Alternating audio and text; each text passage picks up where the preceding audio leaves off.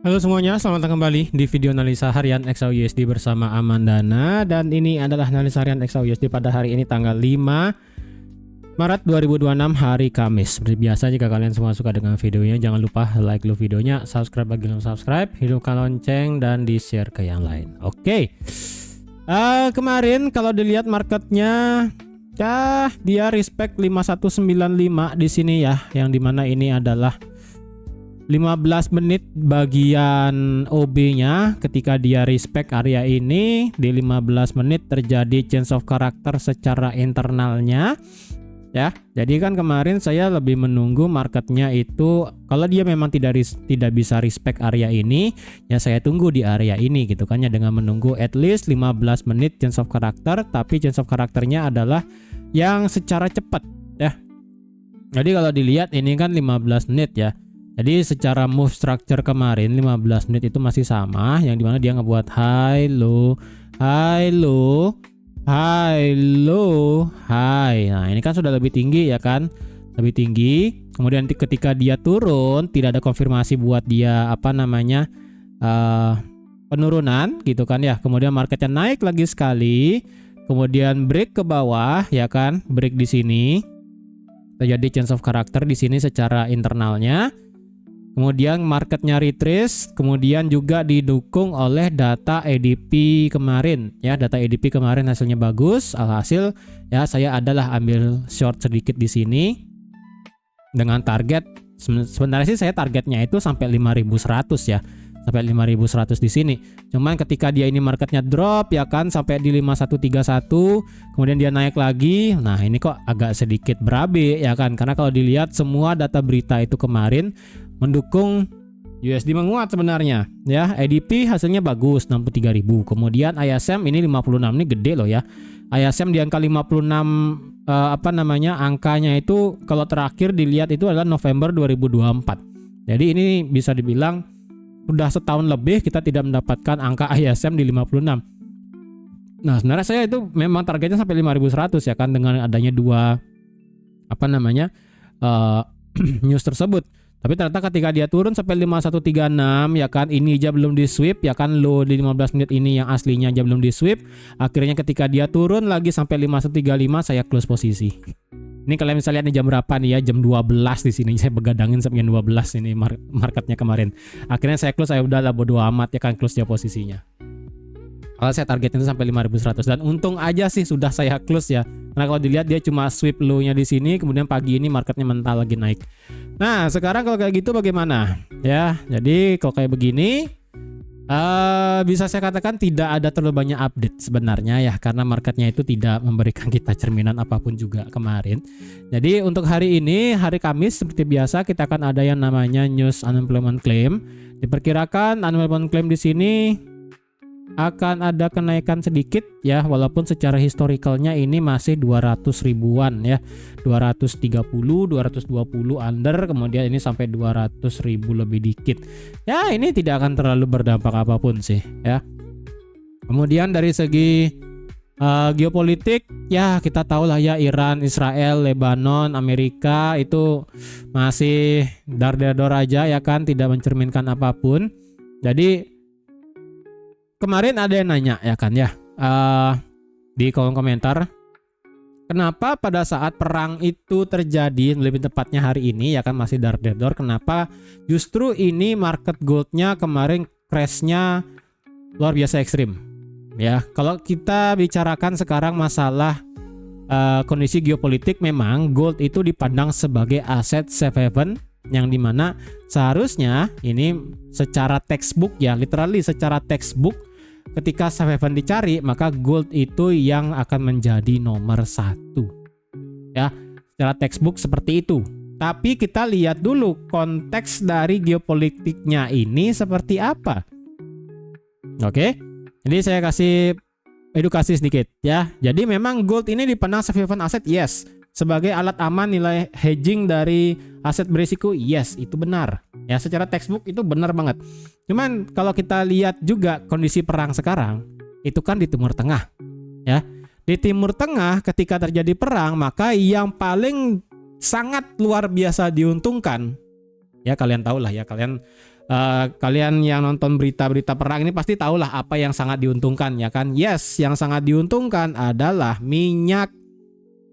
Jadi apapun yang berhubungan dengan minyak itu akan menjadi sektor nomor 1, ya. Entah itu kalian mau cari di saham, kalian mau trading oil, kalian mau invest mungkin cari yang apalah tentang oil gitu kan ya, maka itu akan menjadi nomor 1.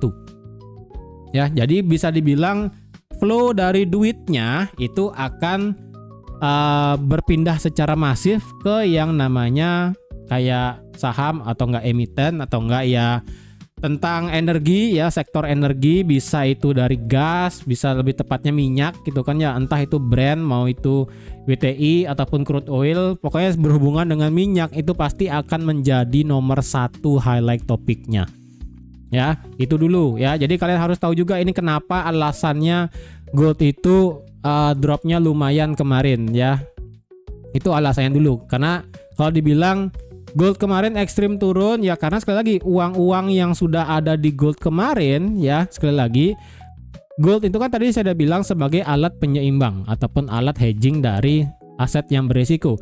Ya karena ini aset beresikonya memang sudah pindah ya kan dari yang semisalnya orang-orang orang-orangnya dari yang semisalnya ya sektor teknologi atau enggak sektor retail gitu kan ya, para risk asset dari sana itu menghedging portofolionya dengan yang namanya gold. Ketika goldnya ini sudah bagus naik ya kan, akhirnya mereka itu melepas dari risk asetnya, kemudian dia juga melepas dari goldnya. Alhasil ketika keduanya dilepas dan mereka pindah ke sektor energi kayak oil, maka kalian tahulah harga oil bakal kemana ya. Kalian lihat harga oil itu, bentar saya buka oil dulu, mana dia hilang. Ini harga oil sudah tembus sampai kemarin di 76. Jadi 76 ini adalah harga pada saat pertama kali, bukan pertama kali ya, harga pada saat Israel nyerang Iran tahun lalu, Juni 2025. Jadi bayangin harga minyak ini kembali lagi naik ke tahun Juni 2025. Ya jadi otomatis kan orang-orang bakal mikir, wah ngapain gitu kan ya, ngapain kalau misalnya memang ada risk asset yang bisa untuk ditopang gitu kan ya dengan kondisi geopolitik di Timur Tengah, ya lebih baik pegang yang namanya minyak gitu kan ya. Nah kemudian sektor yang selanjutnya adalah alasan selanjutnya adalah market gold dari kemarin itu sudah melakukan yang namanya price in. Ya, price in lebih tepatnya pada saat di malam hari di hari Jumat tanggal 27 pada saat market itu meledak dari zona sideways-nya segede gambreng, atau boleh saya bilang pada saat marketnya itu price in di 23 Februari 2026 kemarin.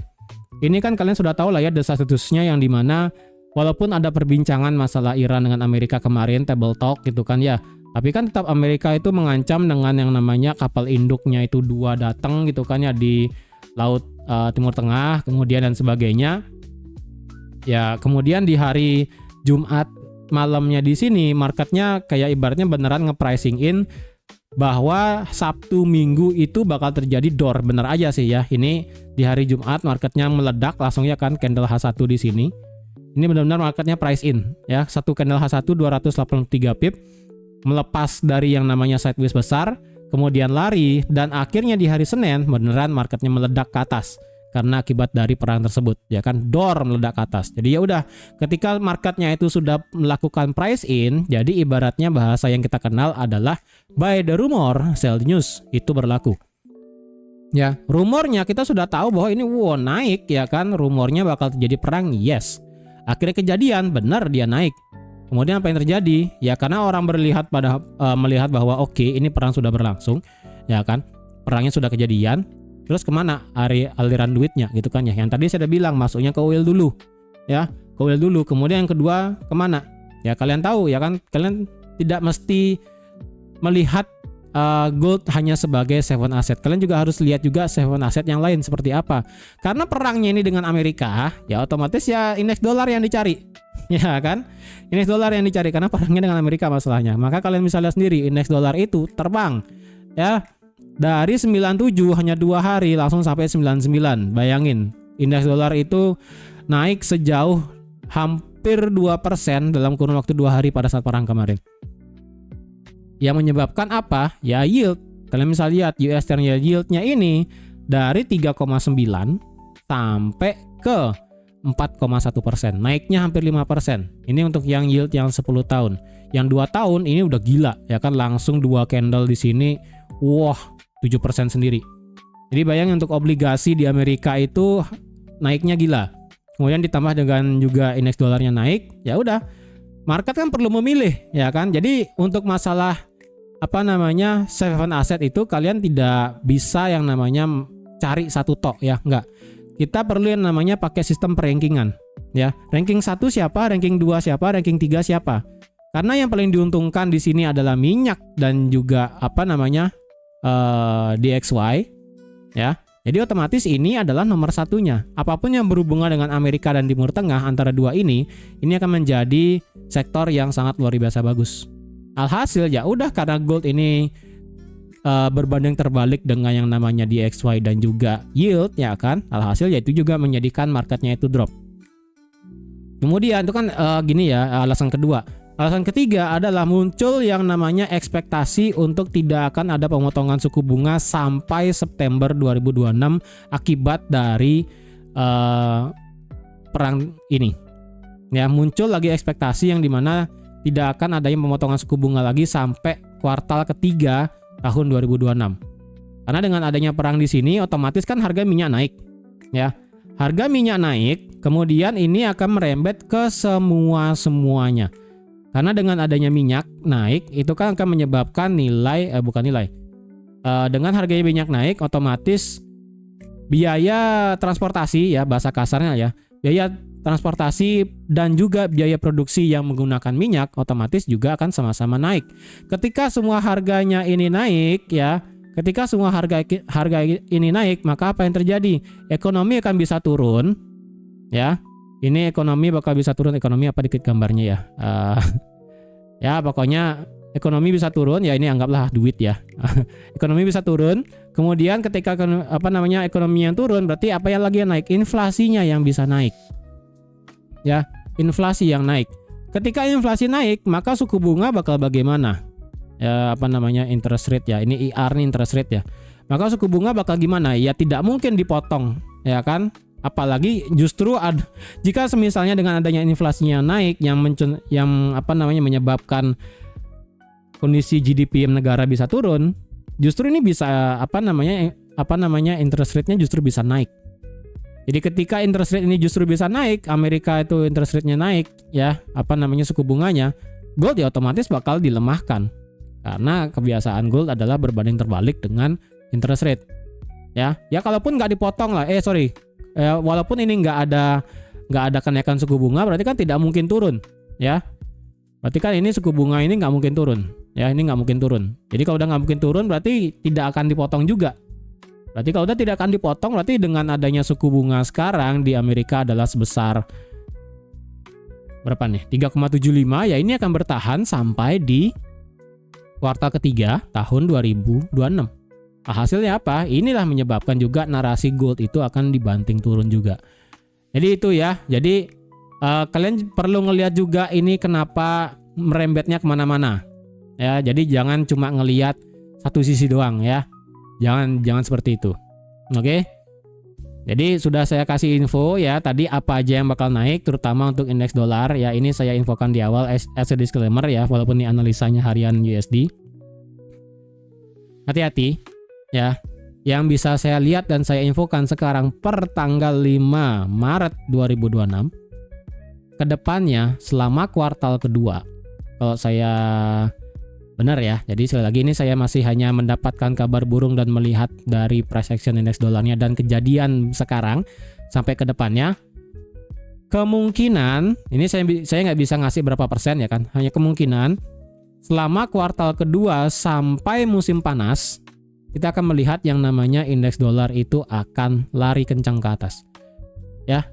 Dan kalian tahu apa yang terjadi di Indonesia, kalian akan tahu apa yang terjadi dengan mata uang rupiah kita sendiri. Jadi, harap siapkan mentalnya nanti pada saat di kuartal kedua tahun 2026 ini. Ya, bukannya saya mau nakut-nakutin. Sekali lagi, setiap saya mengeluarkan kata-kata ini ya, bukannya saya mau nakutin, itu kok malah kejadian ya kan. Cuman ya Saya kasih tahu di awal dulu ya, disclaimer dulu di awal. Jadi saya bisa benar bisa salah. Jadi diperhatikan nanti di bulan kuartal kedua. Berarti kuartal kedua itu kan startnya itu bulan depan ya. April, Mei, Juni. Itu sudah kuartal kedua. Mungkin sampai di pertengahan kuartal kedua. Intinya sampai di musim panas ya. Musim panas itu kemungkinan bakal ada kenaikan ekstrim di indeks dolarnya ya. Jadi kalian yang punya duit dolar mungkin atau enggak mungkin dan sebagai kalian ingin nabung gitu kan ya silakan aja juga boleh. Oke. Karena kalau dilihat sekarang USD DR kita masih 16.800 dengan target saya masih itu ada di 17.500 dan tertinggi saya itu ada di 20.000 sebenarnya nih ya. 19.000. Ya, kan nggak tahu lah kejadian atau enggak. Oke. Jadi itu ya intermezzo dan edukasi sedikit. Makanya karena ini marketnya nggak kemana-mana ya. Jadi biar ada ngisi beberapa menit aja di awal ya. Oke, kita cek dari segi daily. Nah, dari segi daily sekarang kita mendapatkan yang namanya BPR. Oke. Lebih baik saya hapus dulu ya semuanya. Saya ulang lagi analisanya. Ingat dari segi daily ini masih yang namanya ngebuat high low. Ini masih kategori base, high dan low. Ini masih belum valid menjadi higher low karena kita belum mendapatkan higher high. Oke. Nah, di sini yang saya katakan marketnya ada BPR yaitu ada di sini. Di sini ada fair value gap, kemudian di sini ada fair value gap. Pas besarnya. Bisa lihat nih, ini tumben ya. Ini beneran saya ngelihat BPR itu beneran sama gedenya nih ya. Ini bullish fair value gapnya dari 59 sampai 05. Kemudian dari bearish fair value gapnya dari 06 sampai 59. Ini beneran satu kotak sama ya. Jadi kalau ditarik ya udah ini sama nih. Tuh ya. Sama ya kan. Jadi kita anggap BPR-nya ada di harga 5238. Walaupun sebenarnya sebesar ini. Ya. Dari 5205 sampai 5258. Oke. Jadi anggaplah kita cari pivotnya untuk di BPR-nya ada di harga 5238. Anggaplah ya, sekali lagi kita anggap aja ada BPR di harga 5238 karena ini beneran angkanya kotak sama sih. Ya, beneran sama gedenya. Oke, jadi hati-hati di sini di dalam BPR-nya di sini, yang di sini ada bearish fair value gap. Kalau kita tarik ke kiri di sini ada bullish fair value gap. Jadi di tengah-tengah di sini akan menjadi yang namanya BPR-nya. Ya, jadi jangan sampai terkecoh dengan adanya BPR di sini. Jadi harap berhati-hati di sini ya. Jadi ada kemungkinan marketnya ini akan mengejar BPR di sini. Jadi ada kemungkinannya market akan mengejar BPR di sini ya. Sebelum mungkin aja turun atau enggak kita akan lihat aja nanti. Oke. Dari segi indikator kalau kita lihat stokastik keluar dari zona overbought ya. Kemudian dari segi RSI dia masih mantul di angka 50. Jadi secara bias bullishnya ini masih lumayan kencang. Ya, bias bullishnya masih lumayan kencang. Jadi kalau ada yang ide cari buy dari segi daily juga nggak masalah. Ya, itu masih sama dari segi daily. Walaupun kemarin sekali lagi saya agak worry yang dimana ini marketnya sudah break di bawah 5100 kemudian mental naik. Nah, ini saya worry-nya sekali lagi ya. Dan juga di bawah di sini fair value gap-nya sudah ditembus ya. Dengan adanya penembusan fair value gap di sini, kalau nanti ada balik ada momentum kencang, ini bisa lanjut bubar sih. Oke, jadi hati-hati aja. Harap concern, ingat ini 5100 pernah di break. Dan fair value gap terakhir di bawah di sini juga sudah pernah di break. Oke. Kita ke H4. Oke, kita dari H4 indikatornya kalau kita lihat stokastik masih flat di bawah 50, dia nggak nyampe dia nggak nyampe sampai di zona oversold. Kemudian dari segi RSI dia masih ketahan di angka 50. Ini masih agak malu-malu kucing ya kan. Dari masih ketahan di sini. Nah, kalau dari segi H4 sekarang masih sama kayak kemarin. Ya. Ini H4 kalau mau dicari resistennya ada di 5238 juga sama. Ya, sama juga nih 5238. Atau enggak kalian mau agak tinggikan dikit sampai di 5249 atau enggak kalian mau cari sebagai ini angka psikologi 5250 juga nggak masalah. Oke? Nah, kalau kita lihat dari fair value gap H4 yang segede gambreng kemarin ya kan dari sini sampai sini. Nah, ini kalau dilihat ini kan marketnya tutup di dalam fair value gap ya kan, tidak ada merespek fair value gapnya. Jadi ada kemungkinan fair value gap di sini akan isi semua. Ya, jadi ada kemungkinan marketnya akan naik sampai ke 52 5.200 plus sepertinya sih. Ya, sepertinya ini akan bisa naik sampai 5.200 plus dengan kondisi dia akan mengincar BPR daily-nya atau enggak ngetes 5250 supaya memvalidasi adanya retracement yang cukup valid. Karena kalau kita lihat dari segi H4 ya, dari berdasarkan penurunan di hari Selasa doang ya. Dari hari Selasa ini kan dari 5379 sampai low kemarin. Ini hari Selasa tok ya. Ini harga 61,8-nya ada di 5233. Oke, ada di 5233 di sini. Nah, sekarang kalau kita tarik Fibonacci dari high hari Senin ya, maka didapatlah 61,8-nya ada di 5257. Jadi kalau misalnya memang marketnya ini mengincar area golden rasionya 61,8, berarti di sini ya 5.200 plus. Jadi sesuai juga dengan fair value gap H4-nya yang segede gambreng di sini, bakal bisa keisi semua, bisa mengisi juga BPR-nya supaya masuk dari daily bearish fair value gap-nya juga bisa. Nah, dengan yang namanya ini kemungkinan marketnya bisa naik sampai sana, apakah kita boleh nge-buy? Kalau bias kalian ingin nge-buy supaya bisa naik sampai sana, ya bukannya nggak boleh, bisa aja. Cuman kalau berdasarkan structure, ya ini enggak, ya kan. H4 jelas banget ini bearish, ya kan. Belum ada yang namanya lower high. Ya, secara H4 sekali lagi dia itu masih low, lower high, dan lower low. Belum ada lower high. Apakah di sini potensi lower high-nya? Bisa jadi. Ya, kalau di sini tervalidasi adanya lower high marketnya, berarti ke depannya bisa bubar ke bawah, ya kan. Sampai mana? Ya di sini ada liquidity kemarin, ya kan. Di sini liquidity, di sini ada satu area demand-nya. Itu ya, targetnya bisa sampai sana tuh, jauh banget ya. Jauh lah pokoknya ya. Jadi kalau misalnya kita mendapatkan validasi untuk lower high H4 di sini, kalau ada yang ngide cari sell di sini ya di 5250 mungkin ya, dari 5225 sampai 5260 lah let's say ya, 400 pip ke atas. Ada yang ngide untuk cari sell gitu kan, untuk dijadikan swing, berekspektasi ataupun berspekulasi ini sebagai lower high-nya di time frame H4, ya silakan. Tapi sekali lagi stop loss-nya bakal gede. Kalau ada yang mau cari sell di sini, stop loss-nya haruslah di atas 300 pip. Gak mungkin 100 pip. Ya kalian hoki sih kalau memang bisa dapat 100 pip doang SL-nya kemudian marketnya beneran turun, ya bagus lah gitu kan ya. Jadi hati-hati aja di area itu, ya kan. Untuk bagian bawah ya di sini masih sama yang saya udah bilang kemarin, di sini ada OB-nya, kemudian di sini juga ada liquidity-nya di sini. Ya, ini masih sama sih ya bagian bawahnya. Ini juga adalah resistance become support H4 ya kan. Nah, ini bisa short. Nah, oke. Itu bisa ya udah sih, itu doang H4-nya ya, nggak berubah banyak.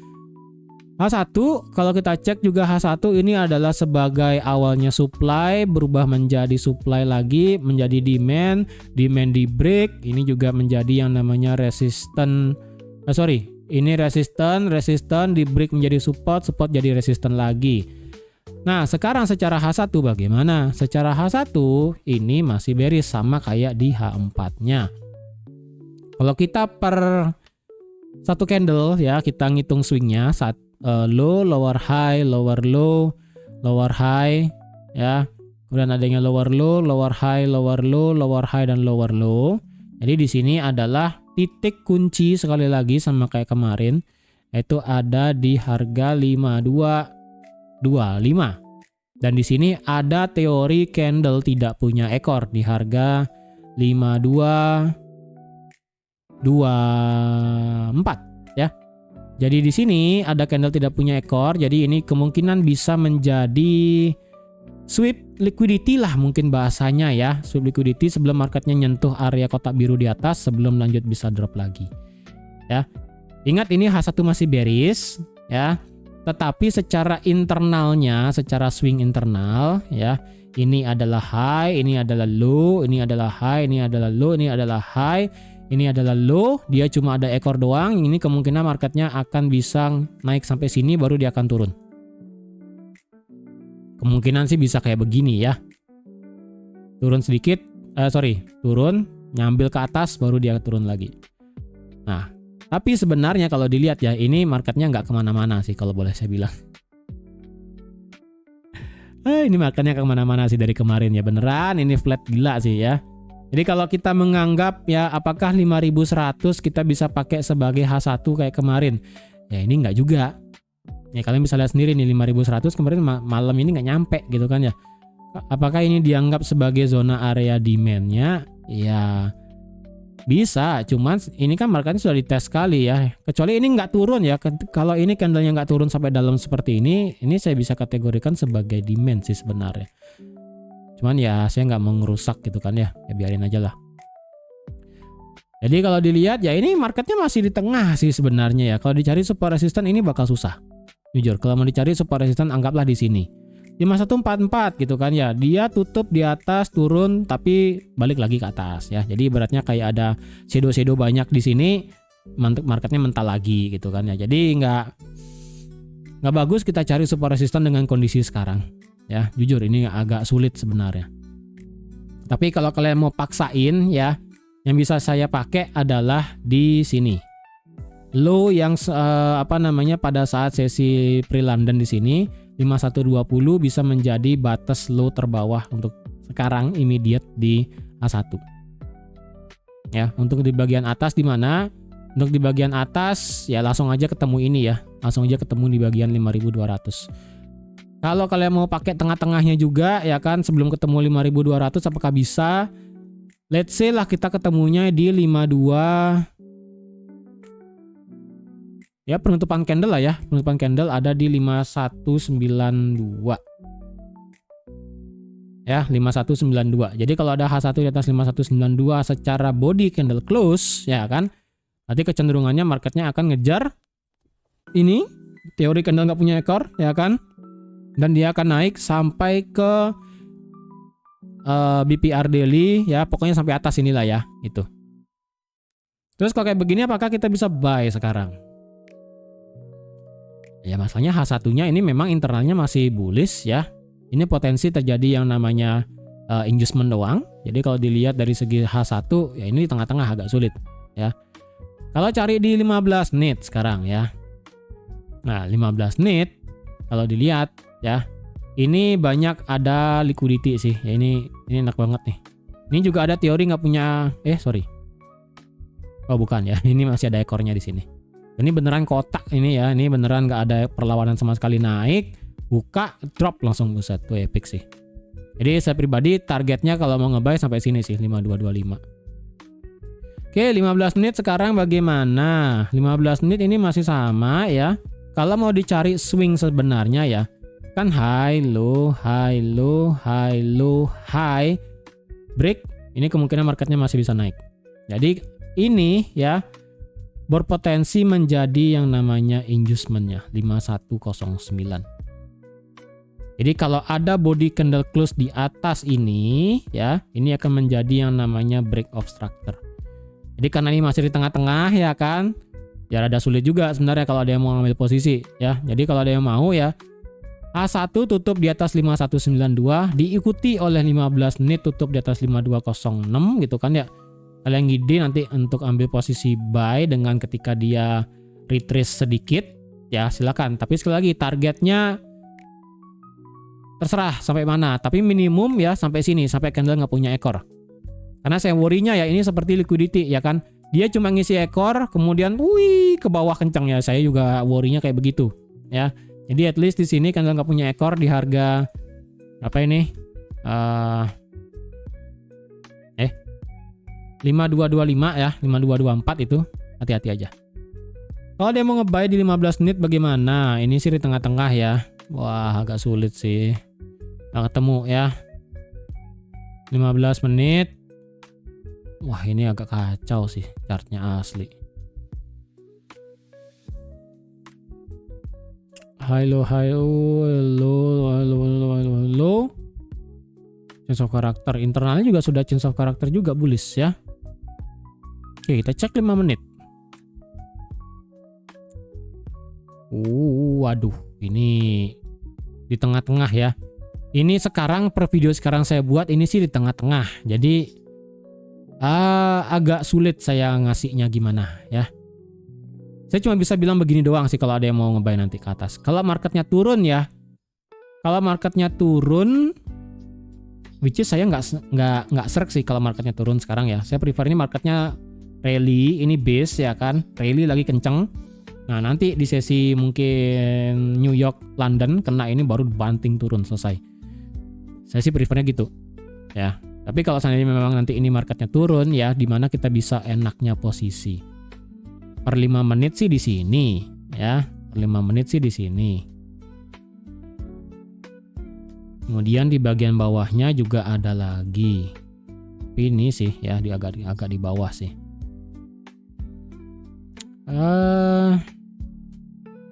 Ya 5150 lah kalau dikasih ya. Tapi itu kalau turun. Kalau di support resisten 15 menit jujur nih juga agak kacau sih ya. Ini marketnya beneran di tengah ini ya. Ini beneran marketnya di tengah. Jadi tidak banyak support resisten yang bisa saya kasih. Karena marketnya beneran tidak memberikan kita kejelasan apapun di market di tengah-tengah seperti ini ya. Kalau saya paksa tarik di 5156 ke belakang agak jelek. Kalau saya paksa tarik di 5144 ini baru banget chartnya. Jadi agak sulit kalau mau dicari support resistennya. Oke. Jadi saya rasa sekian dulu ya untuk analisa XAUSD pada hari ini. Jadi kalau tadi ya di H4 kalau kalian ngide untuk semisalnya nih untuk cari sell di sini ya, ini sih sekarang di time frame H1 nggak kelihatan ada apa di sini ya.